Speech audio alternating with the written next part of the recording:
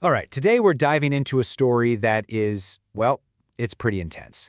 It's a personal confession that really challenges everything we think we know about marriage, about loyalty, and about love. This is one woman's attempt to explain what true partnership really means to her. So let's get into it. Okay, so boom. Right out of the gate, she hits us with this. It's designed to be jarring, to make you stop and go, wait, what? It really sets the stage for a story that's asking us to look past that initial shock and try to understand the incredibly complex world behind those three short sentences. So, you're probably wondering, how does a marriage even get here? Well, she makes it really clear this is not just a story about sex. It's about a long journey from feeling quietly stuck to being radically honest. This is her trying to explain her truth, outside of all the assumptions people are definitely going to make. For 7 years, they had what looked like a really solid marriage. I mean, from the outside, everything looked perfect. They loved each other, they had a life together.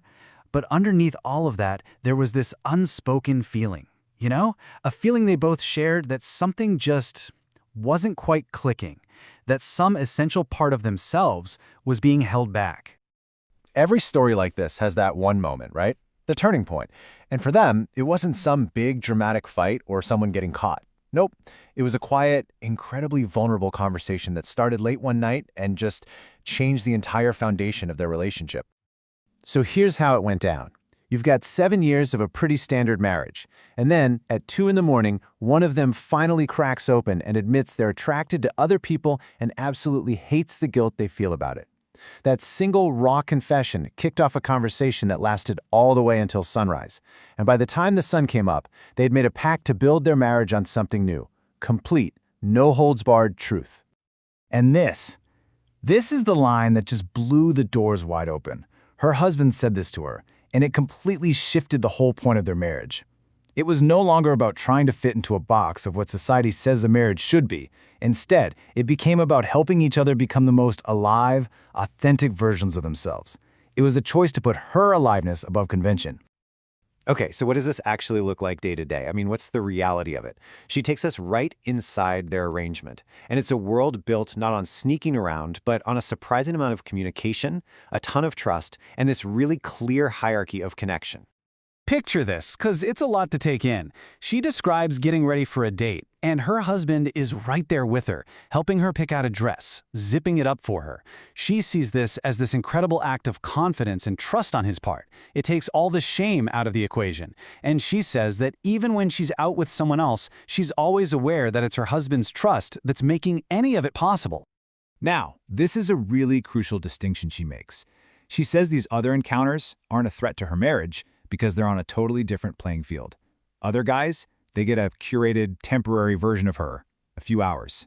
Her husband, he gets her entire life, the messy parts, the boring parts, the everyday stuff.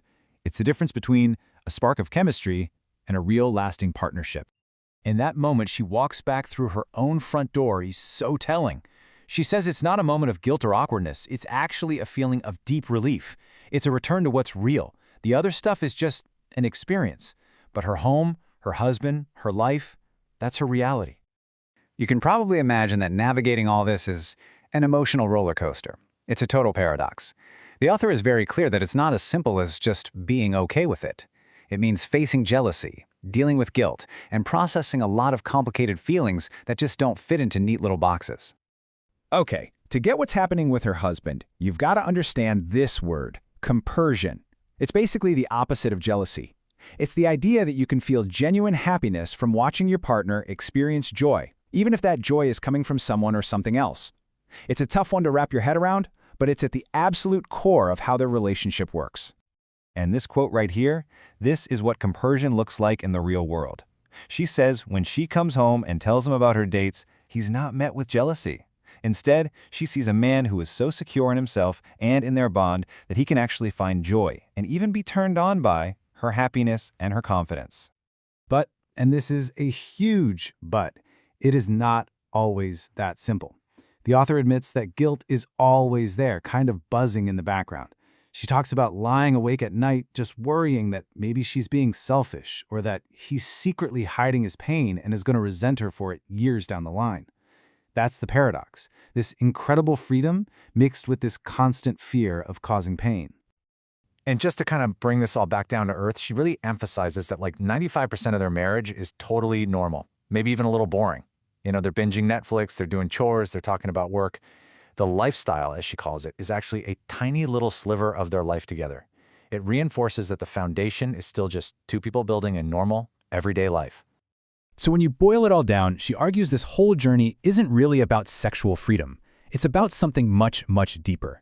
It's about completely redefining what partnership means, what masculinity can look like, and what it takes to be truly radically intimate with another person. She really frames her husband's journey here as this incredible act of personal growth. He had to basically unlearn everything society tells men about love and ownership.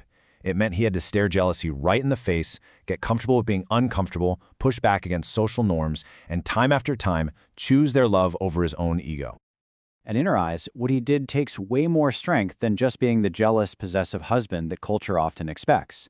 She says his real courage wasn't about not feeling jealousy. It was about feeling it, looking at it, and choosing to grow through it instead of just shutting the whole thing down. And here's what she says is the real reward for all that emotional heavy lifting. Their intimacy has just gone to a whole other level. It's not based on who you can or can't sleep with, it's based on this radical emotional vulnerability. While other couples might avoid the tough conversations, they talk about everything. There's no hiding. And for her, that total acceptance is a much deeper kind of intimacy. But let's be real, this choice comes with a pretty big price tag. They have to live a double life. They can't share this part of their world with most of their friends or family, and that creates a lot of social isolation, which is a burden she says he carries for them without any resentment, because he values what they have together in private more than he values public approval. And that brings us to her ultimate conclusion, her big aha moment through all of this. Physical attraction, she says, is everywhere. It's common. But a real partnership, that deep, I'll walk through fire with you kind of bond, that is incredibly rare. And for her, protecting and strengthening that bond has been the entire point of this whole crazy journey. So the story leaves us with this one massive question to chew on. It asks us to just consider a totally different way of looking at love. What if it's not about owning someone, about possessing them and restricting them? What if instead, real love is about giving someone the permission to be their absolute, fullest, most authentic self? It's a powerful idea, and it really challenges the very foundation of what many of us think a partnership is all about.